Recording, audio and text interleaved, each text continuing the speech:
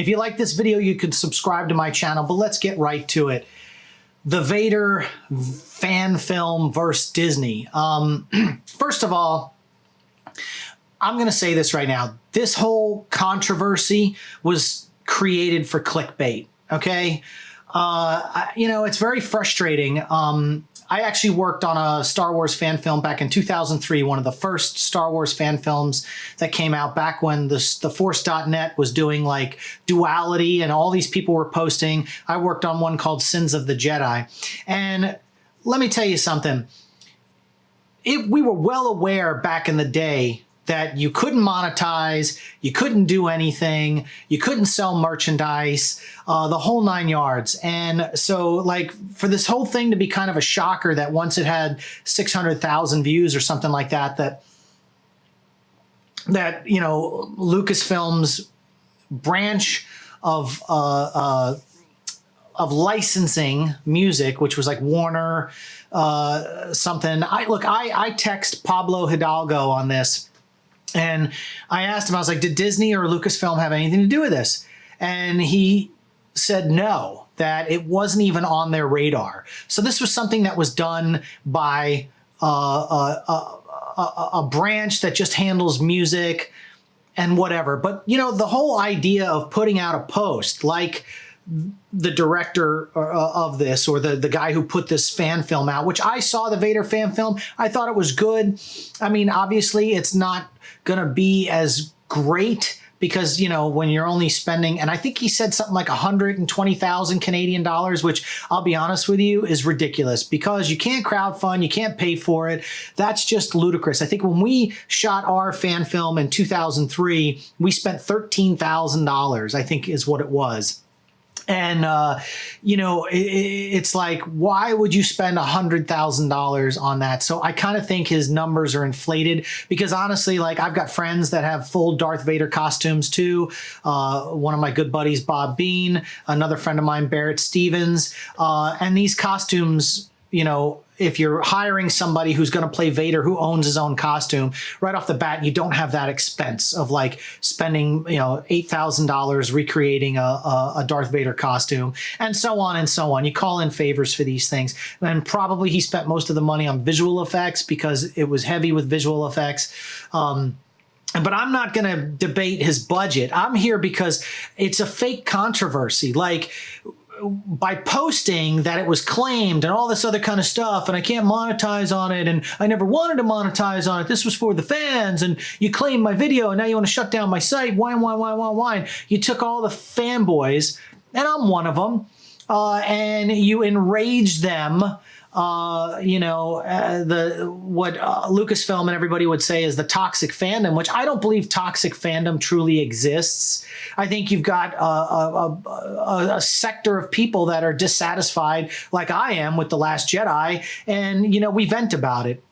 But I'll give you an example. So back in like 2003, when we started ours, we reached out to Lucasfilm, same thing. And they told us, hey, look, here's the rules. This is what you got to do.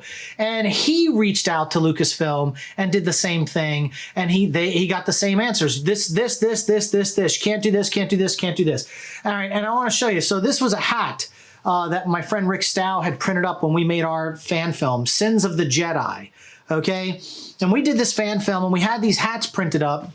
And I remember we were at Dragon Con one year and we ran into Steve Sansweet and he was surrounded by people from Lucasfilm.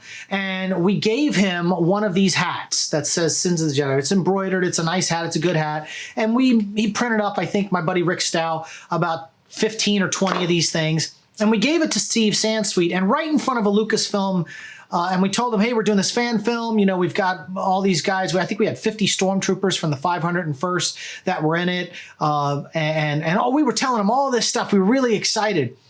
And he looked at the hat and he said, thank you for the hat. And then he looked over at the person at Lucasfilms, and then he looked back at us and he said, are you guys selling these hats? And right away, we knew it was a loaded question. They were trying to see if we were profiting off our fan film. And this was back in 2003. And we were like, no, that's why we're giving it to you for free.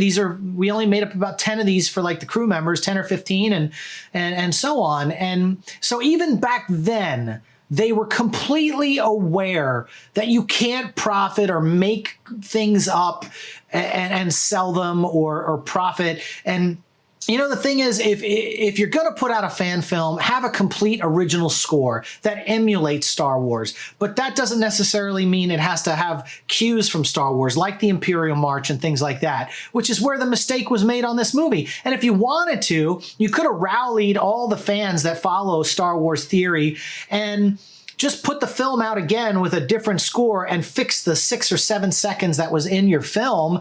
And then all the people would have supported that film once again and rallied to it if it was shut down. You know, but this whole thing, like there's been like 3 videos that the guy put out and he's gotten thousands and thousands of people all, yeah, when you're Star Wars to Disney, we're so mad. Look, I have a rant video about Rian Johnson.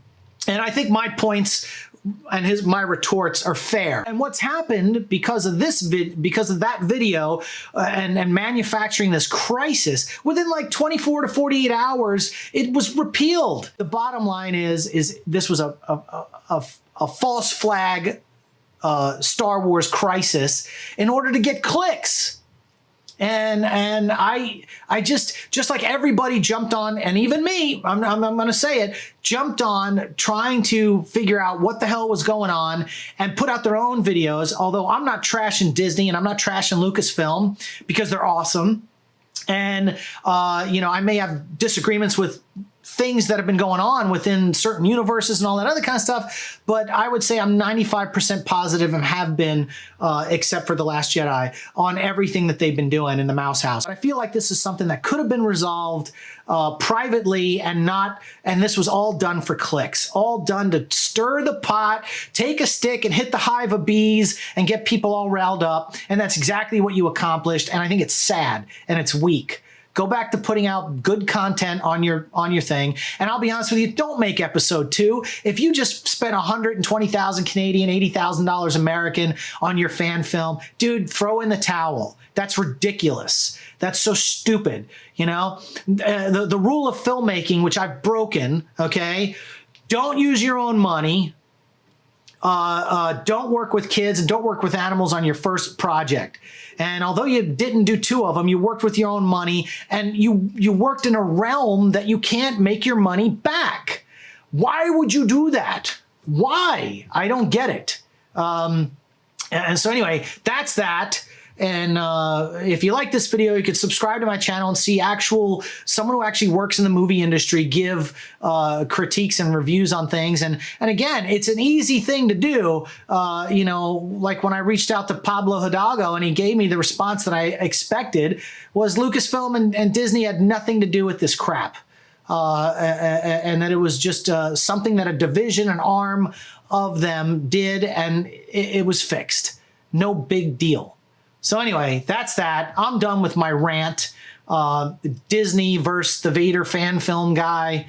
You know, he made a decent fan film. I really liked it for the most part, but you could see where it was weak in spots visually. Not necessarily story-wise, but anyway, that's that. I'm done. I'm done talking about this bullshit because, you know, it's what everybody's doing, and I've got other movies to review and other things to do as far as that goes. So if you like this video, subscribe to my channel. I'm done.